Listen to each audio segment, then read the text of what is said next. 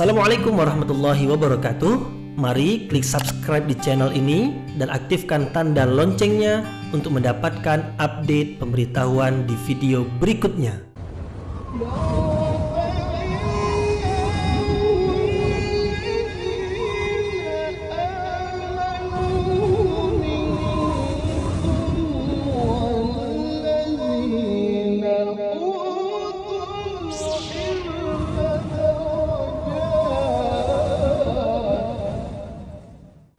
A'udzu billahi minasyaitonir rajim. Bismillahirrahmanirrahim. Assalamualaikum warahmatullahi wabarakatuh.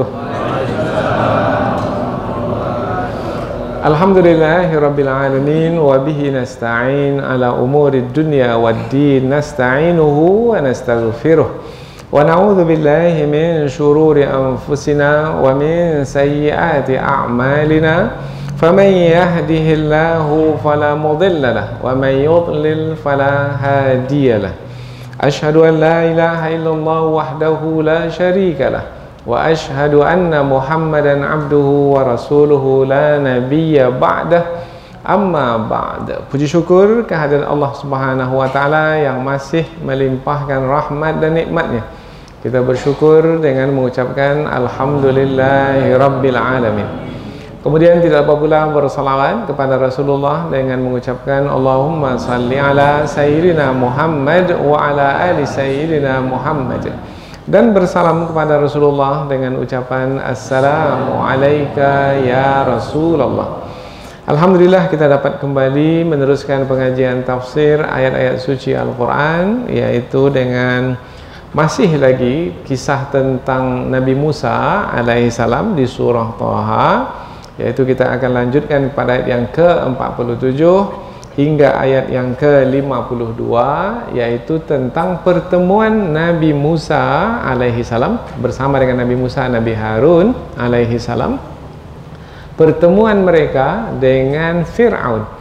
Karena sebelum ini Allah memerintahkan Nabi Musa dan juga Nabi Harun untuk pergi kepada Fir'aun berdakwah, yaitu menyampaikan kebenaran kepada Fir'aun yang telah melampaui batas. Perbuatan Fir'aun yang melampaui batas adalah menetapkan dirinya sebagai Tuhan, menyatakan dirinya sebagai Tuhan, kemudian memaksakan kepercayaan yang sesat itu kepada seluruh penduduk negeri Mesir. Jadi mesti setiap warga Mesir itu tunduk dan patuh kepadanya, perintah-perintahnya yang mesti diikuti, larangan-larangannya yang mesti ditinggalkan, karena dia adalah sebagai Tuhan yang memerintah. Itu sudah melampaui batas. Maka Allah mengutus Nabi Musa alaihissalam, Allah angkat Nabi Musa menjadi Rasul, kemudian juga Allah angkat Nabi Harun menjadi Rasul. Dua beradik ini diperintahkan oleh Allah untuk menyampaikan kebenaran kepada Fir'aun. Sampailah mereka kepada Fir'aun di istana Fir'aun. Nah, disitulah Allah Subhanahu wa taala memberikan, di istana itulah Allah Subhanahu wa taala menceritakan kepada kita, dan kita mendapatkan pelajaran yang sangat berharga sekali, khususnya yaitu tentang percakapan antara Nabi Musa dan Harun bersama dengan Fir'aun, yaitu Fir'aun sebagai yang memerintah negeri Mesir, sebagai yang berkuasa di negeri Mesir, kemudian yang memakai atau menggunakan atau mempekerjakan Bani Israel. Bani Israel yaitu keturunan dari Nabi Yakub alaihissalam, dan Nabi Musa adalah dari kalangan Bani Israel. Dan Allah memerintahkan Nabi Musa untuk menyampaikan dan membawa Bani Israel ini, untuk menyampaikan kebenaran kepada Bani Israel dan membawa Bani Israel ini untuk keluar dari negeri Mesir.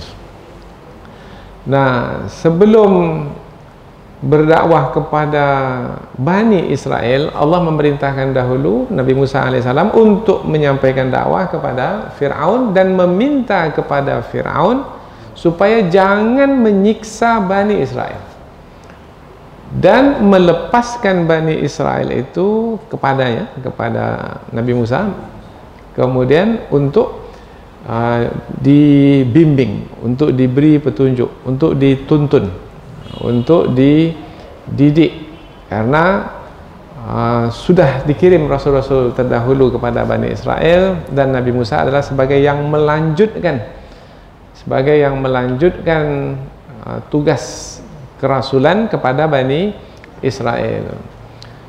Tapi apakah Fir'aun bersedia melepaskan Bani Israel begitu saja kepada Nabi Musa? Tidak. Apa sebab? Fir'aun memerlukan Bani Israel itu, karena yang diberi pekerjaan berat-berat itu dalam membangun negeri Mesir, dalam menjalankan negeri Mesir itu adalah Bani Israel.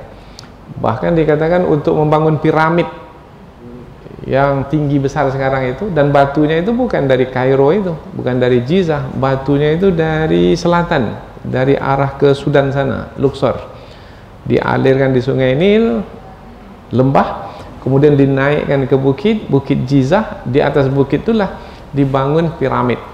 Berapa besarnya piramid itu, dan berapa banyak batu yang dibawa ke atas. Siapa yang bekerja? Bani Israel. Itu yang dipekerjakan, pekerja kasar yang menyiksa Bani Israel. Maka Nabi Musa meminta kepada Fir'aun, jangan azab mereka ini.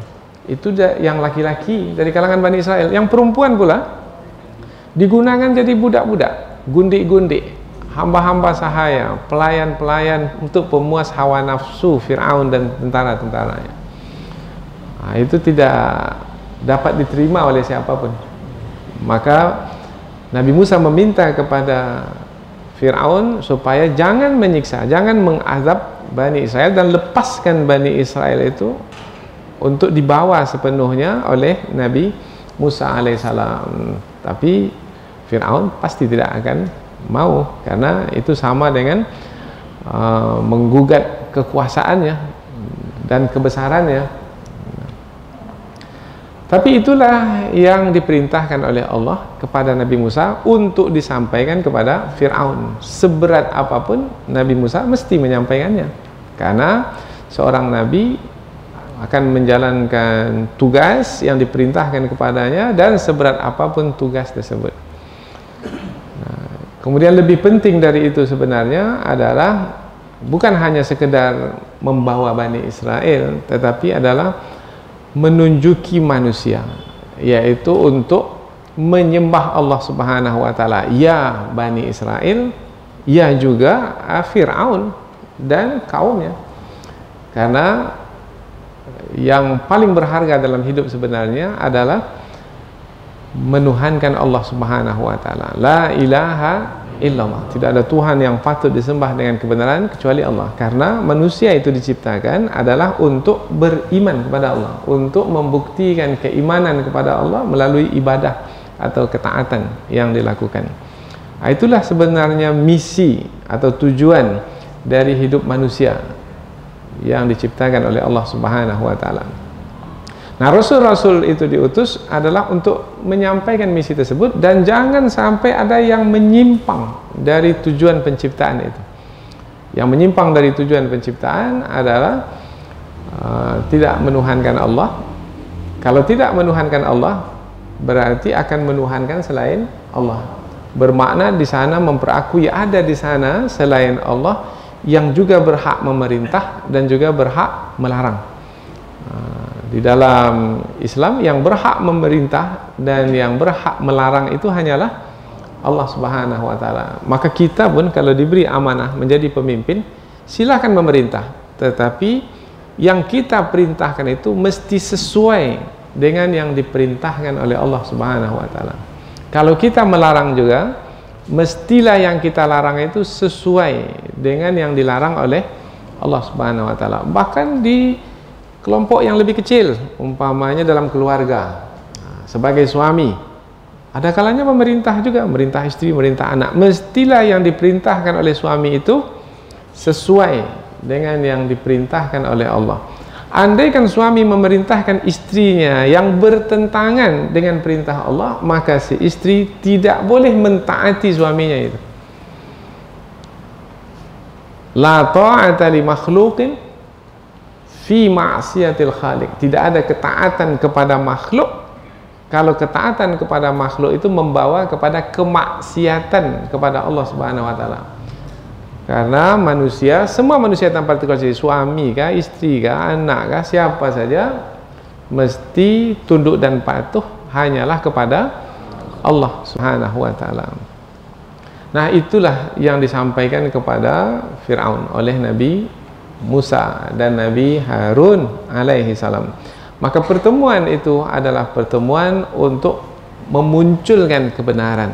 Dan apabila kebenaran itu sudah muncul dan dapat dilihat dan difahami, maka tidak ada jalan lain kecuali mengikuti kebenaran tersebut. Kalau tidak juga mengikuti kebenaran, sementara kebenaran itu sudah terang, sudah jelas, mudah difahami dan tak dapat diingkari kecuali oleh orang yang tidak menggunakan akal, maka apabila tetap juga menolak kebenaran tersebut, maka orang itu adalah orang yang sombong. Hanya kesombongan sajalah yang menghalangnya untuk mengikuti kebenaran. Apa yang menghalang iblis untuk menjalankan perintah Allah? Padahal yang memerintahnya adalah Allah supaya bersujud kepada Nabi Adam. Apa yang menyebabkan iblis itu tidak mau menjalankan perintah Allah, tak mau patuh, tak mau tunduk kepada Allah Subhanahu wa taala? Padahal Allah yang memerintahkannya, yang menciptakan dirinya adalah Allah, yang memberikan semua keperluan hidupnya adalah Allah, makannya, minumnya, semuanya Allah yang beri. Nah, ketika Allah memintanya supaya bersujud kepada Nabi Adam, dia tak mau. Apa yang menghalang iblis itu tidak mau bersujud kepada Nabi Adam, tidak mau menjalankan perintah Allah? Sombong. Dari mana kita tahu? Dari perkataan iblis itu sendiri. Memang dalam Al-Quran, aba wastakbara, iblis enggan bersujud dan menyombongkan diri. Tapi dari mana kita tahu kesombongan itu? Dari perkataan iblis itu sendiri, yaitu dengan mengatakan, khalaqtani min narin wa khalaqtahu min tin. Ketika Allah bertanya kepadanya, apa yang menghalangmu wahai iblis untuk tidak bersujud kepada Adam ketika aku ini bukan orang lain, aku yang memerintahkanmu bersujud kepada Adam. Ma mana'aka alla tasjuda iz amartuka? Qala khalaqtani min narin wa khalaqtahu min tin. Engkau ciptakan aku dari api dan engkau ciptakan dia dari tanah. Api ini lebih tinggi lah dari tanah ini. Nah, kesombongan. Mana yang lebih tinggi? Api atau tanah? Mana yang lebih tinggi kedudukannya? Yang lebih mulia? Api atau tanah? Tergantung di mana. Api itu ciptaan Allah juga, tanah itu ciptaan Allah juga. Kalau sama-sama ciptaan Allah, samalah nilainya. Tapi kalau api itu tidak tunduk dan patuh kepada Allah, tak ada kebaikan di dalamnya, tak ada nilainya lagi. Maka wahai iblis, karena kamu tidak tunduk dan patuh kepada, hilang nilaimu, tak ada nilainya. Jadi nilai seseorang itu ada pada ketundukan dan kepatuhannya kepada Allah. Jangan lihat badan saya besar nih maka saya lebih hebat dari dia. Nggak, otak saya lebih cerdas, IPK saya 4 umpamanya. Ini mahasiswa sekarang lah. Rata-rata saya, enggak, bukan kecerdasan, bukan keturunan, bukan kekayaan. Yang menentukan kedudukan seseorang itu, tinggi mulianya seseorang itu adalah tunduk dan patuhnya kepada Allah Subhanahu wa taala. Nah, Allah Subhanahu wa taala menyebutkan, inna akramakum indallahi atqakum. Orang yang paling mulia di sisi Allah di antara kamu adalah yang paling bertakwa. Takwa itu kaitannya tunduk dan patuh. Tunduk dan patuh itu kaitannya dengan perintah dan larangan. Perintah diikuti, larangan ditinggalkan. Siapa di antara kita yang paling baik, yang paling tinggi kedudukannya? Ya, yang paling bertakwa, yaitu yang paling tunduk dan patuh kepada Allah. Jadi siapa yang lebih tinggi, suami atau istri?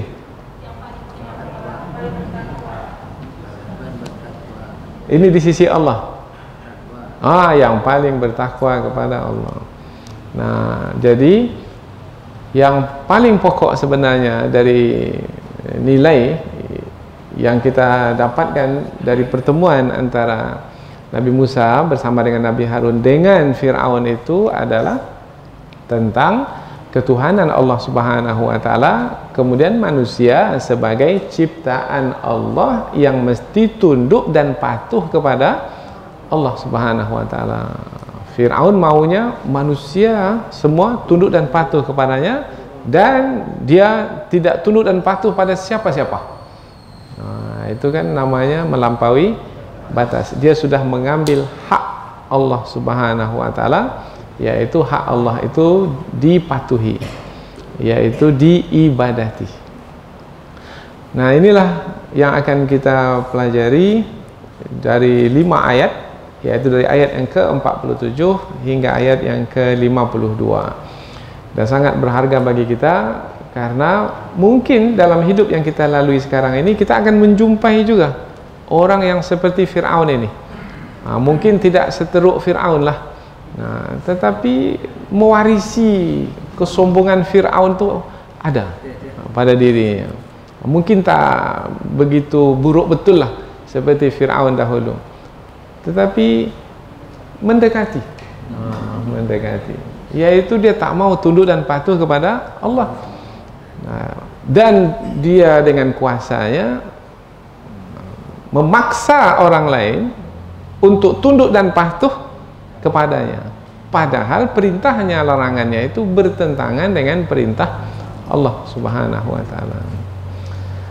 Maka bagaimana cara menghadapinya? Ini dia kisah Nabi Musa dan Nabi Harun.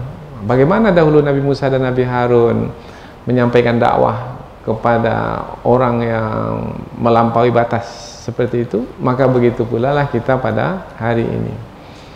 Kita gunakan kata-kata yang kasar, yang kesat, dengan nada suara yang tinggi, tapi dengan suara yang perlahan, penyampaian yang lemah, lembut. Ini kita dapatkan dari ayat sebelum ini. Dan sekarang ini pula adalah menggunakan kecerdasan, kecerdasan akal ketika berdialog dengan orang yang melampaui batas itu. Allah Subhanahu wa taala berfirman, A'udzubillahi minasyaitonir rajim. Bismillahirrahmanirrahim. Fa'tiyahu faqula inna rasula rabbika fa'arsil ma'ana bani Israila wa la tu'adzibhum qad ji'naka bi ayatin mir rabbik wassalamu ala manittaba'al huda inna qad uhiya ilayna annal azaba ala man kazzaba wa tawalla qala faman rabbukuma ya Musa qala rabbuna alladhi a'ta kulla shay'in khalqahu thumma hada qala fama balul qurunil ula qala ilmuha inda rabbi fi kitab la yadhillu rabbi wa la yansa. Allah berfirman, fa'tiyahu, maka datangilah dia, wahai Musa dan Harun. Faqula, maka katakanlah kepada dia Fir'aun, inna, sesungguhnya kami, rasulah, utusan, 2 utusan, rabbika, Tuhanmu, wahai Fir'aun, 2 utusan Tuhanmu, maksudnya 2 utusan Allah. Fa'arsil, maka lepaskanlah, ma'ana, bersama kami, Bani Israel. Lepaskan, jangan siksa lagi, jangan aniaya lagi. Wala tu'adzibhum, dan jangan kamu mengazab mereka, menyiksa mereka. Qad ji'naka, sesungguhnya kami datang kepadamu, wahai Fir'aun, bi ayatin, dengan tanda kekuasaan, mir rabbik, dari Tuhanmu. Dikatakan dalam tafsir, diperlihatkan betul seperti sebelumnya yang pernah berlaku, yaitu Nabi Musa mengeluarkan tangan dari bawah lengannya, kemudian keluar cahaya. itu adalah sebagai mukjizat tanda kerasulan Nabi Musa alaihissalam. Wassalamu, dan keselamatan, ala manittaba'a, atas siapa yang mengikuti al-huda, petunjuk. Kita baca dari pangkal ayat, karena nanti yang berikutnya itu adalah perkataan Nabi Musa lagi. Datangilah wahai Musa dan Harun Fir'aun itu, katakan kepada dia, sesungguhnya kami adalah dua utusan Tuhanmu, maka lepaskanlah bersama kami Bani Israel dan jangan kamu menyiksa mereka. Sesungguhnya kami telah datang kepadamu dengan tanda kekuasaan dari Tuhanmu dan keselamatan ke atas orang yang mengikuti petunjuk. Inna, sesungguhnya kami, qad uhiya, telah diwahyukan, ilaina, kepada kami, annal azaba, sesungguhnya azab itu, siksaan itu, ala, ke atas, mangkadzaba, orang yang dusta, mendustakan kebenaran, watawalla, dan berpaling dari kebenaran. Oh, jadi Nabi Musa dan Nabi Harun ini menyampaikan peringatan. Peringatan, wahai Fir'aun, kalau kamu mendustakan kebenaran, kamu berpaling, maka azab Allah akan menimpamu. Oh, jadi tak ada basa-basi ya dalam berdakwah, ya. Menyampaikan apa adanya. Sesungguhnya kami telah diwahyukan kepada kami, sesungguhnya siksaan itu ke atas orang yang mendustakan dan berpaling dari kebenaran. Ayat berikutnya, qala, berkatalah Fir'aun, faman, maka siapakah Rabbukuma, Tuhan kamu, wahai Musa dan Harun? Ya Musa, wahai Musa, siapakah Tuhan kamu berdua, wahai Musa? Qala, Nabi Musa menjawab, Rabbuna, Tuhan kami, alladzi a'ta, yaitu yang telah memberikan, kulla, tiap-tiap, syai'in, sesuatu, khalqahu, ciptaannya. Memberikan kepada tiap-tiap sesuatu ciptaannya, maknanya bentuknya sedemikian rupa, warnanya, kemudian baunya, kemudian besarnya, kemudian kerasnya, lunaknya, summa, kemudian hada, memberi petunjuk. Itu jawaban Nabi Musa ketika ditanya, siapa Tuhanmu, wahai Musa? Nabi Musa menjawab, bukan Nabi Musa menjawab Allah, bukan begitu, enggak, tapi Nabi Musa menjawab yang memberikan kepada tiap-tiap suatu ciptaannya itu petunjuk, memberikan tiap-tiap sesuatu itu, memberikan, yang telah memberikan kepada tiap-tiap sesuatu itu ciptaannya sedemikian rupa dan memberi petunjuk. Memberi petunjuk kepada setiap penciptaan tersebut sehingga setiap ciptaan itu menjalankan tugasnya atau fungsinya sehingga mencapai untuk apa ia diciptakan. Nah, umpamanya manusia diciptakan sedemikian rupa, untuk apa diciptakan? Maka sampai nanti kepada tujuan penciptaan manusia. Binatang ternak, untuk apa diciptakan? Nanti sampai kepada fungsinya atau kegunaannya sebagai binatang ternak. Tanam-tanaman juga begitu. Semua ciptaan-ciptaan itu diciptakan sedemikian rupa untuk sampai kepada kegunaannya. Ya, karena setiap ciptaan Allah itu pasti ada tujuan penciptaan, sampai kepada tujuan penciptaan itu. Qala, berkatalah Fir'aun. Oh, bermakna ada tanya jawab, ada dialognya. Nabi Musa tadi menjawab setelah tadi Fir'aun bertanya. Sekarang Fir'aun bertanya lagi. Qala, berkata Fir'aun, fama, maka bagaimana balu, keadaan al-qurun, yaitu generasi-generasi al-ula, yang terdahulu, yang awal-awal dahulu. Nah, kaum Ad, kaum Samud, kaum sebelum kami itu, bagaimana keadaan mereka? Mereka itu kan juga tidak menuhankan Tuhan kamu, wahai Musa. Mereka kan juga ada yang menyembah berhala. Maka bagaimana keadaan mereka? Apa jawaban Nabi Musa? Qala, Nabi Musa menjawab, ilmuha, ilmu tentang generasi-generasi yang terdahulu itu, inda rabbi, di sisi Tuhanku, fi kitab, di dalam kitab, yaitu di dalam kitab yang telah tertulis semenjak sebelum penciptaan langit dan bumi. Maka ada terjemahan menyebut lauh mahfud, dalam kitab lauh mahfud. Ya. Berarti Nabi Musa menjawab jawaban Fir'aun itu. Bagaimana keadaan kaum-kaum terdahulu? Apakah Nabi Musa menjawab tentang keadaan kaum itu? Tidak. Jadi Nabi Musa mengabaikan. Mengapa Nabi Musa mengabaikan? Ini dah di luar konteks. Nah, kira-kira begitulah. Lain yang dibicarakan, lain pula yang diangkat.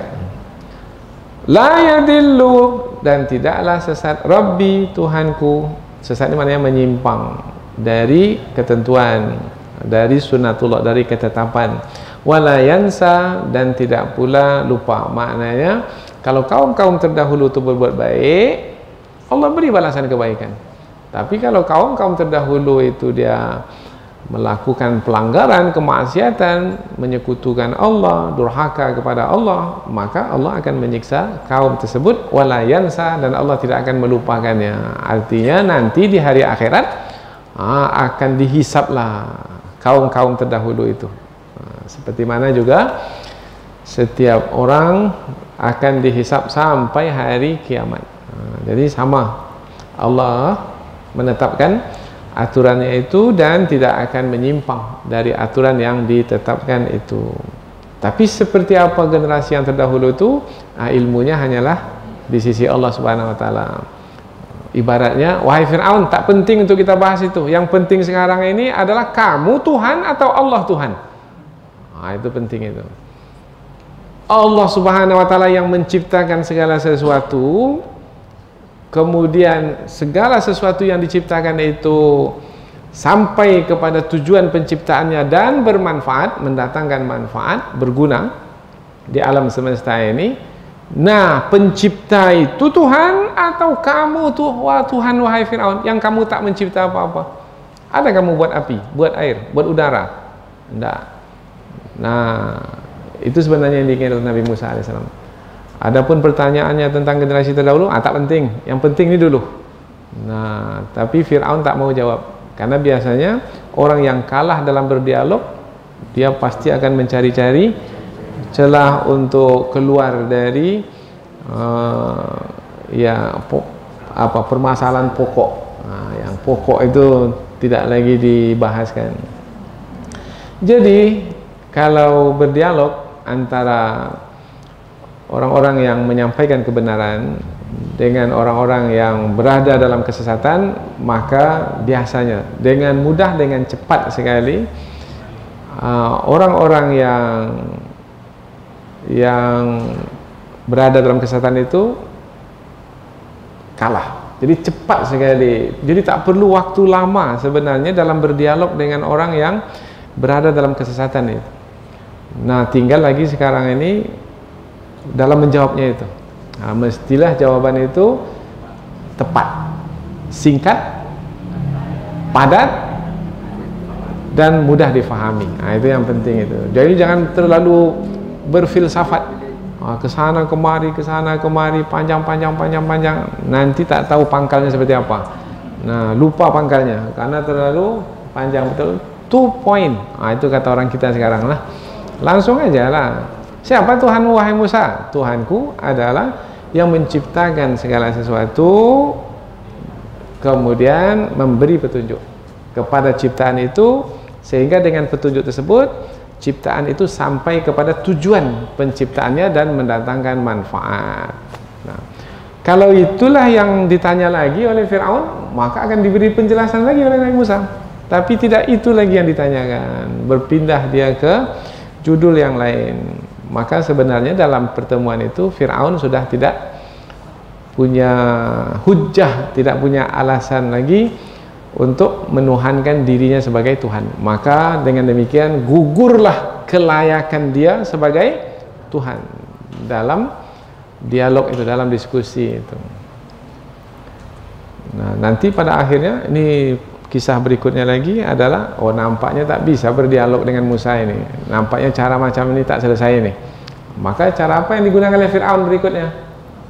Cara menghabisi Nabi Musa, yaitu dengan mendatangkan tukang-tukang sihirnya yang handal, supaya Nabi Musa ini dapat dikalahkan. Tetapi rupanya menang juga rupanya dengan cara kasar seperti itu. Itu cara kasar namanya. Yaitu nantilah cerita itu. Yaitu ketika tukang-tukang sihir itu melepaskan atau melemparkan tali-tali mereka, dan dengan ilmu sihir itu tali nampak seperti ular, bukan berubah menjadi ular, enggak. Karena ilmu sihir itu hanya membalikkan pandangan saja. Maka nampak oleh orang ramai, oh itu ular, padahal tadi adalah tali. Nah, itulah kekuatan sihir. Nah, Nabi Musa alaihi salam diperintahkan oleh Allah untuk melemparkan tongkatnya, dan tongkat itu betul berubah menjadi ular, bukan pandangan mata yang terbalik, enggak. Tongkat itu betul berubah menjadi ular.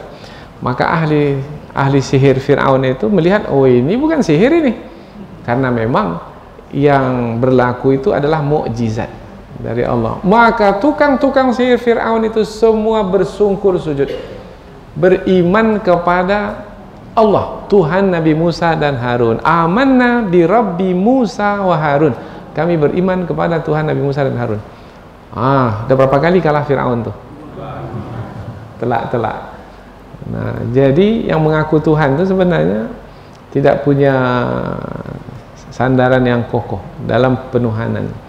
Karena memang yang layak, yang berhak untuk ditetapkan sebagai Tuhan adalah yang memiliki sifat kesempurnaan, dan tidak ada yang memiliki sifat kesempurnaan kecuali Allah Subhanahu wa ta'ala.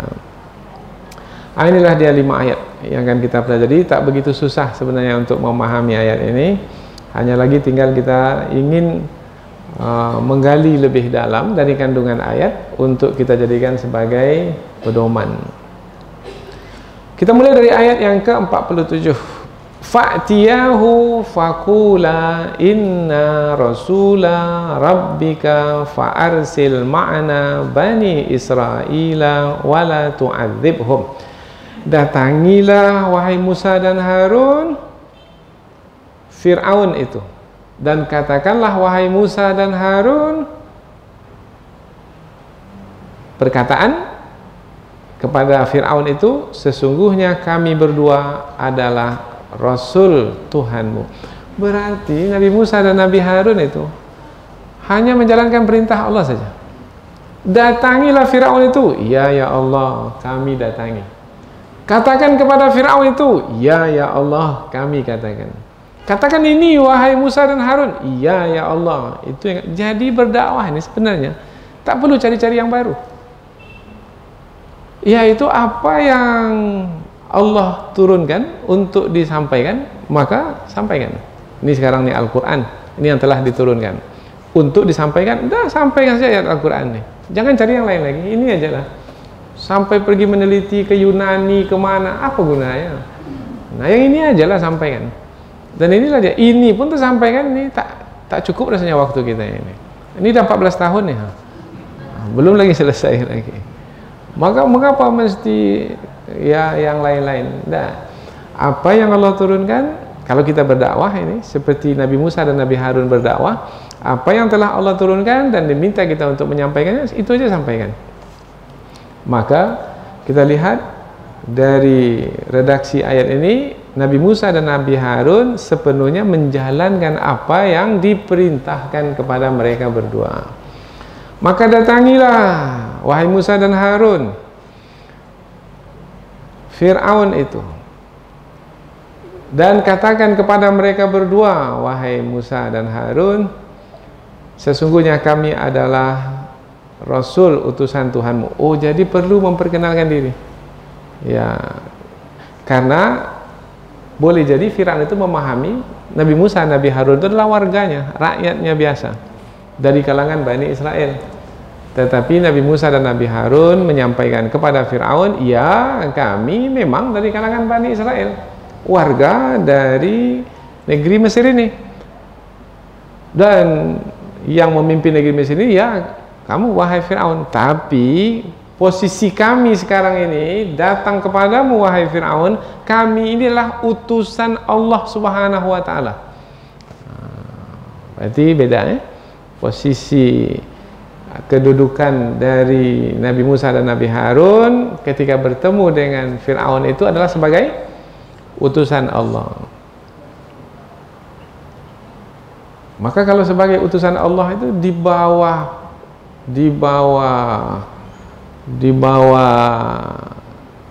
Fir'aun atau di atas Fir'aun? Ulama itu di bawah presiden atau di atas presiden?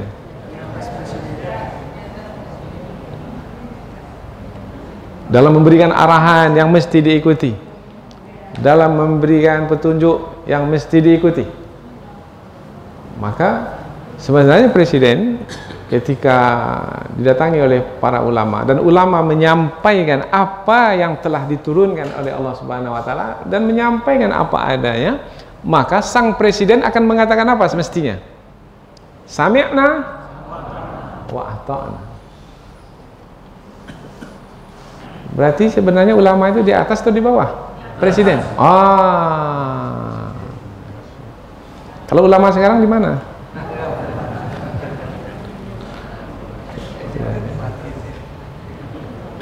Karena kata presiden, saya mau hukum ini adalah seperti ini. Maka wahai ulama, carikan dalilnya ya. Maka jadilah ulama itu di bawah arahan penguasa. Kalau dah seperti itu, maka rusaklah syariat itu. Karena syariat itu tidak boleh diotak-atik oleh manusia. Yang menetapkan syariat itu, yang isinya perintah-perintah, larangan-larangan, itu hanyalah mesti dari yang di atas sana, Allah Subhanahu wa taala, pencipta, pengatur dan penguasa alam semesta. Fa'arsil ma'ana Bani Israel, maka lepaskanlah kepada kami Bani Israel. Perintah siapa itu? Perintah Allah. Nabi Musa dan Nabi Harun hanya menyampaikan.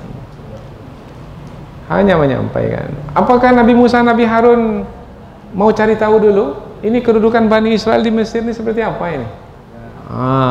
Apakah tidak? Karena itu adalah perintah Allah, maka menyampaikan pada Fir'aun, wahai Fir'aun, lepaskan Bani Israel itu bersama kami. Wala tu'adzibhum, dan jangan kamu azab mereka wahai Fir'aun. Karena keadaan Bani Israel di Mesir adalah pekerja kasar, dipekerjakan, kalau bahasa kitanya dahulu, kerja rodi. Apa kerja rodi itu? Kerja paksa, dipaksa, tak ada pilihan. Kalau tak mau kerja, bunuh. Tak mau kerja, disiksa. Itu yang laki-lakinya. Perempuannya juga demikian. Karena itu adalah kezaliman yang telah dilakukan oleh Fir'aun terhadap Bani Israel, maka Allah memerintahkan Nabi Musa supaya menyampaikan kepada Fir'aun supaya berhenti dari melakukan kezaliman terhadap Bani Israel. Bagaimana caranya supaya berhenti? Lepaskan Bani Israel itu kepada kami. Kami yang akan mengurus Bani Israel itu, wahai Fir'aun.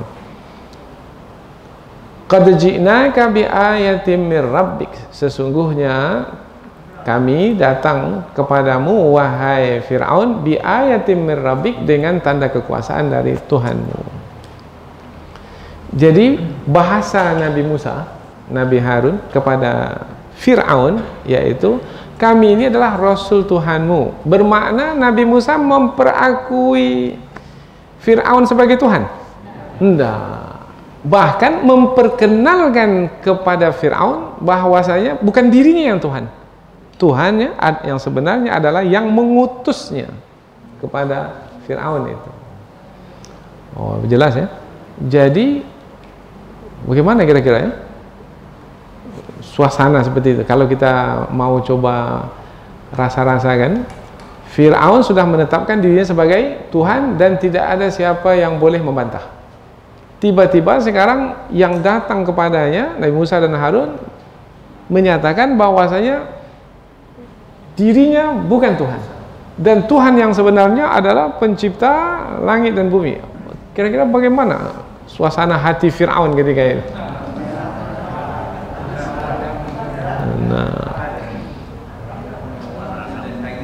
ya, apa yang terbayang oleh Fir'aun? Apa yang teringat kembali?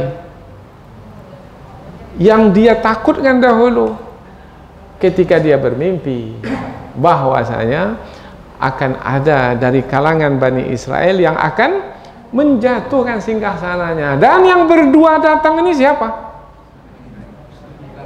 Bani Israel. Iko orang nyerupanya ya. Terbayang oleh dia apa? Kekuasaannya yang akan jatuh. Mimpinya itu teringat kembali. Bagaimana keadaan Fir'aun ketika itu? Suasana hatinya bagaimana? Suasana jiwanya? Oh, galau. Itu dia bahasa sekarang. Galau. Terbayang olehnya, tak lama nampaknya saya berkuasa lagi ini. Ya, maka teringatlah oleh dia perjalanan hidup Nabi Musa dari kecil itu. Karena dia sendiri tahu bahwasanya Musa itu adalah memang dari kalangan Bani Israel. Mana mungkin dia tak tahu? Dia yang menguasai negeri Mesir. Dari mana anak itu datang dia tahu. Cuma sebelum ini sudah kita sampaikan, Allah Subhanahu wa taala berkehendak bahwasanya Nabi Musa itu tidak dibunuh. Itu ketetapan takdir. Bagaimana supaya tidak dibunuh? Allah letakkan kasih sayang pada Nabi Musa itu, sehingga setiap orang yang melihatnya menjadi mengasihi ini, menyayanginya, termasuk Fir'aun dan istri. Akhirnya tak dibunuh. Bermakna Fir'aun itu tahu bahwasanya Nabi Musa itu adalah dari Bani Israel, tahu, dan sekarang sudah datang dan di depan mata menyampaikan terang-terang bahwasanya Tuhan yang sebenarnya bukan kamu wahai Fir'aun. Tuhan yang sebenarnya adalah yang mengutus kami ke sini, yang menciptakan alam semesta ini. Bagaimana suasana hati Fir'aun? Itu dia. Ini suasananya mesti dirasakan ya. Allah, betul mimpi. Mengapa tak kubunuh dari dulu ya? Itu kira-kira kalau dipanjang-panjangkan ya. Kalau kubunuh dari dulu, bermakna sudah selesai ini, tak akan terjadi apa yang terjadi ini. Tapi dia mesti faham, silahkan berkehendak apa saja, karena sebenarnya yang akan berlaku itu bukan kehendak manusia, yang akan berlaku itulah kehendak Allah. Allah punya caranya sendiri dalam menyampaikan kehendaknya, tanpa disadari oleh manusia atau disadari oleh manusia, tapi kesadaran manusia itu dapat dikalahkan, sehingga yang berlaku itu adalah kehendak Allah Subhanahu wa taala. Jadi suka tak suka manusia, yang akan berlaku itu adalah kehendak Allah. Maka kalau tak mau jadi terbeban, ikuti aja kehendak Allah. Menentang kehendak Allah akan terus terbeban sampai mati. Sampai ke penghujung usia Fir'aun itu terbeban terus sampai mati, sampai ditenggelamkan ke dalam laut. Maka jadi Nabi Musa lah, ikutilah sejak Nabi Musa, tapi jangan jadi Fir'aun. Jangan ikuti jejak Fir'aun. Ini bahasa orang awamnya begitu. Mau ke Mesir? Ya, mau ke Mesir. Ikuti Nabi Musa ya, jangan ikuti Fir'aun ya. Ini ada nasihat dari kawan-kawan. Ketika pergi ke Mesir dahulu, di Mesir itu ada Nabi Musa, tapi ada juga Fir'aun. Pulang-pulang perangainya macam Fir'aun. Maka hendaknya pulang-pulang perangainya macam Nabi Musa, Nabi Yusuf, itu yang ada di Mesir. Macam Nabi Harun alaihi salam. Baik. Sesungguhnya kami datang kepadamu wahai Fir'aun dengan tanda kekuasaan dari Tuhanmu wahai Fir'aun. Oh, jadi langsung ya. Dan kamu bukan Tuhan wahai Fir'aun, karena kami bukan kamu yang mengutus. Yang mengutus kami adalah penciptamu wahai Fir'aun. Maka Nabi Musa memperlihatkan tanda kekuasaan Allah berupa mukjizat, yaitu dalam tafsir disebutkan Nabi Musa mengeluarkan tangannya dari bawah ketiaknya dan memancar cahaya. Ada juga riwayat yang lain menyebutkan Nabi Musa membawa tongkat, kemudian tongkat itu dilemparkan, kemudian tongkat itu berubah menjadi ular. Jadi kalau itu yang kita ambil, bermakna kejadian itu berapa kali? Tongkat dilempar jadi ular itu berapa kali kejadian itu? Jadi 3 kali. Kali pertama ketika masih di Bukit Tur Sina, kali kedua di depan Fir'aun, kali ketiga nanti di depan tukang-tukang sihir Fir'aun. Itu kalau kita membawa makna tanda kekuasaan tersebut adalah tongkat. Tapi banyak ulama tafsir menyebutkan tanda kekuasaan yang dimaksud di sini hanyalah tangan. Ya, tangan ketika dikeluarkan dari bawah lengan maka keluar cahaya. Wassalamu ala manittaba'al huda, dan keselamatan atas orang yang mengikuti petunjuk, dan keselamatan. Wassalamu, jangan fahami wassalamu di sini Nabi Musa mengucapkan salam kepada Fir'aun, bukan. Karena ucapan salam hanya ditujukan kepada orang yang beriman. Tidak boleh mengucapkan salam kepada orang kafir, tak boleh. Kepada non muslim, tak boleh. Ini kata kafir ni agak keras sikit kan, dilunakkan non muslim. Ya, tapi dalam Quran jelas penggunaan kata kafir itu, yaitu yang tidak mentauhidkan Allah Subhanahu wa taala, yang menyekutukan Allah, yang berpaling dari kebenaran, mereka adalah orang-orang kafir. Tidak sepatutnya ditujukan, tidak diperbolehkan salam itu disampaikan kepada mereka. Lalu apa makna wassalamu di sini? Keselamatan atas orang yang mengikuti petunjuk, maknanya keselamatan dari siksaan. Wahai Fir'aun, kalau kamu mengikuti petunjuk, kalau kamu mengikuti petunjuk, maka kamu selamat dari siksaan Allah. Berarti makna yang lain adalah kalau kamu tidak mengikuti petunjuk yang kami sampaikan ini, yaitu menuhankan Allah Subhanahu wa taala, maka kamu pasti akan disiksa, wahai Fir'aun. Berarti penyampaian tegas itu berupa peringatan. Sebenarnya 2 bahasa yang digunakan di dalam berdakwah. Bahasa pertama adalah bahasa kabar gembira. Kabar gembira ini untuk orang beriman. Dan satu lagi adalah bahasa peringatan. Ini untuk melahirkan rasa takut, yaitu untuk orang yang tidak beriman atau orang yang melakukan kemaksiatan, pelanggaran. Maka peringatan yaitu akan disiksa. Kalau kabar gembira akan mendapatkan balasan berupa kenikmatan di surga. Inna qad uhiya ilaina annal azaba ala man kadzdzaba wa tawalla. Ini juga peringatan. Sesungguhnya kami, ini sambungan dari ayat sebelumnya, peringatan dari Nabi Musa kepada Fir'aun. Telah diwahyukan kepada kami wahyu yang isinya adalah sesungguhnya azab itu ke atas orang yang mendustakan kebenaran dan ke atas orang yang berpaling dari kebenaran. Mendustakan kebenaran maknanya bukan menghilangkan kebenaran, enggak. Karena dusta itu sebenarnya hanyalah menutupi kebenaran saja. Menutupinya itu dengan dusta itu tadi.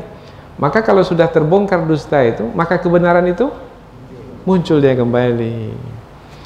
Kebenaran dari dahulu sampai bila-bila dan tidak akan pernah hilang selamanya adalah Allah sebagai Tuhan. La ilaha illallah. Itu dia kebenaran. Tetapi didustakan. Ada manusia yang mengatakan, enggak, patung itu adalah Tuhan. Bermakna telah menutupi kebenaran Allah sebagai Tuhan. Nah, penutupan itu yang disebut dengan kekufuran. Kufur itu dari kata kafara, maknanya menutupi. Orang kafir, orang yang menutupi kebenaran. Dengan apa dia menutupi kebenaran? Dengan dusta. Ketika mengatakan, Fir'aun mengatakan dirinya adalah sebagai Tuhan, itu adalah dusta. Dengan dusta itu dia telah menutupi kebenaran Allah sebagai Tuhan. Maka Fir'aun mendustakan kebenaran. Itu makna kadzdzaba. Tetapi dengan dusta Fir'aun itu, apakah hilang kebenaran itu? Tidak. Maka Nabi Musa diutus untuk memunculkan kembali kebenaran, maka hilanglah dusta itu. Artinya sudah tak ada lagi makna dusta yang dilakukan oleh, atau kalau bahasa kita sekarang ini, terbongkarlah dusta, atau terbukalah dusta itu, terkuaklah dusta yang selama ini digunakan untuk menutupi kebenaran. Watawalla, berpaling. Kalau disebut berpaling, bermakna sudah tahu kebenaran, mestinya menempuh, mengikuti kebenaran tersebut. Tapi berpaling bermakna mengikuti yang lain, berpaling menjauh dari kebenaran. Qala faman rabbukuma ya Musa, berkatalah Fir'aun, siapa Tuhanmu? Siapa Tuhanmu? Kuma itu berdua. Siapa Tuhan kamu berdua? Ya Musa, wahai Musa. Mestinya siapa Tuhan kamu berdua, wahai Musa dan Harun. Nah, kan kalau berdua kan berarti Musa dan Harun. Tapi dalam ayat ini ada disebut Nabi Harun? Tidak ada. Siapa Tuhan kamu berdua, wahai Musa? Oh, berarti maknanya Fir'aun itu mengarahkan pertanyaannya kepada Nabi Musa dan Harun, tetapi meminta kepada Nabi Musa untuk menjawabnya. Nah, berarti Nabi Musa menjadi, kira-kira lah, kalau berombongan kita, yang berbicara satu, yang berbicara itu disebut juru bicara. Jadi Nabi Musa itu yang diminta oleh Fir'aun untuk menjawab, siapa Tuhanmu wahai Musa? Siapa Tuhanmu berdua wahai Musa? Jadi Fir'aun meminta Nabi Musa untuk memberikan jawaban. Jadi kalau kita berdua berdakwah, tak perlu berdua-duanya ceramah. Nah, satu aja ceramah sebagai mewakili yang satu lagi. Ya, seperti Nabi Musa dan Nabi Harun. Qala faman rabbukuma ya Musa, berkata Fir'aun, siapakah Tuhan kamu berdua wahai Musa? Qala, Nabi Musa menjawab, Rabbuna alladhi a'ta kulla syai'in khalqah. Tuhan kami adalah yang memberikan kepada tiap-tiap sesuatu ciptaannya itu apa yang diberikan? Summa itu kemudian huda, petunjuk, itu lain lagi. Itu yang kedua. Yang pertama adalah memberikan kepada setiap sesuatu ciptaan itu dalam penciptaan bentuknya, kemudian kalau kaitan dengan warnanya, kalau kaitan dengan besar-besarnya, kalau kaitan dengan keras lunaknya, itu maknanya khalqahu, yaitu bentuk penciptaannya. Seperti apa? Itu Allah memberikan kepada segala ciptaan itu dengan bentuk ciptaan itu. Summa hada, kemudian memberi petunjuk kepada ciptaan itu untuk sampai kepada kegunaan setiap ciptaan itu. Contoh mudahlah, umpamanya ini bangunan yang kita diami sekarang ini. Bangunan ini tegaknya ini kokoh. Apa sebab tegaknya ini kokoh? Karena ada tiang. Tiang itu kokohnya karena apa? Karena besi yang ada dalamnya, ya. Nah, bukan karena batu atau semen yang menutupinya itu, tapi karena rangkanya itu, karena besi. Nah, Allah ciptakan besi. Nah, Allah ciptakan besi dengan bentuk sedemikian rupa. Kadar besi itu sama dengan kadar kayu? Enggak. Dengan kadar tembaga? Enggak. Mana yang lebih kuat, tembaga atau besi? Besi. Allah ciptakan bentuk besi seperti itu bentuk, kemudian Allah beri petunjuk, yaitu bagaimana besi itu bisa sampai kepada kegunaannya sebagai besi yang mengokohkan. Siapa yang bisa melakukan itu? Manusia bisa melakukannya itu? Tidak. Nah, jadi ketika Fir'aun bertanya, siapa Tuhanmu wahai Musa? Ini dia Tuhan saya ini, yaitu yang menciptakan salah satu dengan bentuk sedemikian rupa, kemudian memberi petunjuk, yaitu bagaimana ciptaan itu sampai kepada kegunaannya sebagai ciptaan. Umpamanya lagi apa? ciptaan Allah Subhanahu wa taala. Yang ada di alam semesta ini adalah air. Air. Seperti apa bentuk air? Seperti itulah, cair kan? Kalau sudah beku dia disebut air lagi? Tidak, disebut apa? Es. Ketika air sebagai air, kemudian Allah telah menetapkan aturan bahwasanya air kegunaannya ini. Kemudian apabila es, kegunaannya ini pula. Ya, itu adalah misi atau fungsi atau kegunaan atau manfaat dari setiap ciptaan tersebut. Jadi setiap ciptaan dengan bentuk-bentuknya yang tersendiri itu dengan manfaat-manfaat yang berbeda-beda antara satu dengan yang lainnya. Nah, kira-kira yang melakukan yang seperti itu siapa? Ada bisa manusia melakukan seperti itu? Dan kira-kira kamu, wahai Fir'aun, bisa buat seperti itu? Tidak. Kalau kamu tak bisa buat, jangan kamu mengaku diri sebagai Tuhan. Kira-kira bahasa itu gitulah. Mungkin itu tak dikatakan, dan tak perlu itu dikatakan. Kalau dikatakan juga sudah bahasa mubazir namanya, yaitu perkataan yang tak perlu untuk dikatakan karena dengan sendirinya itu adalah yang difahami. Bermakna perkataan Nabi Musa itu singkat, pilihan katanya tepat, kemudian tak akan mungkin ada siapa yang bisa membantah karena terlalu nyata di alam semesta ini. Air laut rasanya apa? Masin. Ada lagi air sungai. Air sungai rasanya apa? Tawar. Oh, ini ada petunjuknya sendiri ini. Ini air juga, tapi yang ini masin dan yang ini tawar. Apa sebab? Ini kegunaannya, ini yang masin. Yang tawar ini pula kegunaannya. Nah, kita tak akan kajilah itu dengan terperinci. Tetapi Allah telah summa hada, memberi petunjuk kepada setiap-tiap ciptaan itu untuk sampai kepada kegunaannya. Bermakna tidak ada ciptaan Allah itu yang tidak berguna. Maka jangan remehkan, rendahkan sekecil apapun ciptaan Allah itu. Semut itu berguna? Berguna. Ulat. Kalau kita biarkan daging umpamanya, kemudian busuk berulat. Ulat itu berguna? Berguna. Tak ada yang tak berguna ciptaan Allah. Setiap itu Allah ciptakan bentuknya. Ulat seperti apa bentuknya?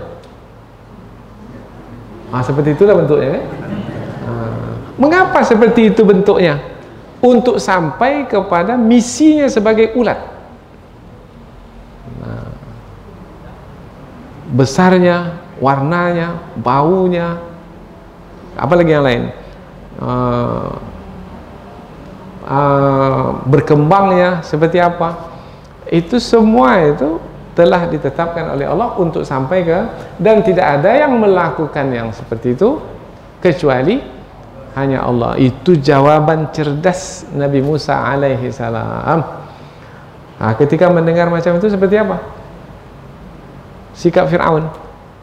Tak akan mungkin bisa menjawab lagi. Tak bisa jawab, cari judul lain supaya bisa menjaga air muka, kata orang sekarang ni. Tak jatuh betul lah, kalah dalam berdiskusi. Qala fama balul qurunil ula, berkatalah Fir'aun, bagaimana keadaan generasi-generasi terdahulu? Nampaknya ingin menegakkan benang basah ini, yaitu ingin mau menang juga. Maka cari-cari alasan. Kalau saya tidak menuhankan Allah, generasi-generasi terdahulu, kata Fir'aun, juga tidak menuhankan Allah. Bagaimana keadaan mereka itu? Nabi Musa tak mau jawab, hanya dengan mengatakan, ilmu dari generasi-generasi terdahulu ada di sisi Tuhanku dalam kitab yang telah ditentukan di Lauh Mahfuz. Tuhanku tidak sesat dan tidak pula lupa. Apa yang dilakukan oleh generasi terdahulu maka akan ditentukan dengan ditetapkan dengan aturan, yaitu yang diberlakukan oleh Allah Subhanahu wa taala. Kalau generasi terdahulu itu mereka menyekutukan Allah, tidak menuhankan Allah, maka mereka akan dibalas oleh Allah Subhanahu wa taala dengan siksaan, dengan hukuman. Dan apabila generasi yang terdahulu itu mereka beriman kepada Allah, maka Allah berikan ganjaran kepada mereka berupa surga, kenikmatan. Nah, tapi seperti apa itu bukan urusanku, maka aku tidak mengetahuinya dan Allah tidak memberitahuan kepadaku. Yang penting bagiku sekarang adalah menyampaikan kebenaran kepadamu, wahai Firaun. Ya. Sampai ayat yang ke-52.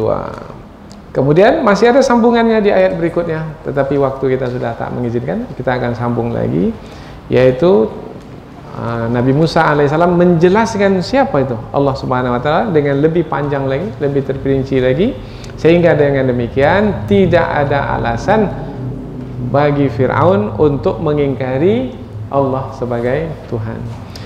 Pangkal keji itu sebenarnya adalah Allah sebagai Tuhan, itu pangkal keji. Kalau sudah mengakui Allah sebagai Tuhan, maka akan mengakui yang lainnya berupa kebenaran. Yaitu apabila mengakui Allah sebagai Tuhan, akan mengakui hari akhirat sebagai hari pembalasan. Apabila Allah diakui sebagai Tuhan, maka akan memperakui syariat yang Allah turunkan. Itu semua bergantung kepada keimanan kepada Allah, yaitu akan menjalankan petunjuk Allah. Mengapa menjalankan petunjuk Allah? Karena Allah yang menurunkan petunjuk tersebut. Akan mengikuti rasul-rasul. Apa sebab? Karena Allah yang mengutus rasul-rasul tersebut. Akan percaya kepada hari akhirat, hari pembalasan. Apa sebab? Karena Allah yang memberitakan tentang hari akhirat, hari pembalasan. Semuanya itu kaitannya adalah dengan Allah sebagai Tuhan. Artinya kalau sudah goyah ketuhanan kepada Allah, longgar dalam mentauhidkan Allah, maka akan longgarlah dalam memperakui kebenaran yang lainnya.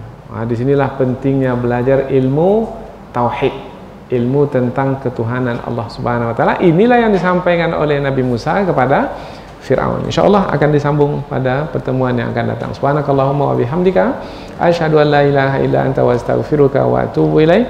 Wassalamualaikum warahmatullahi wabarakatuh.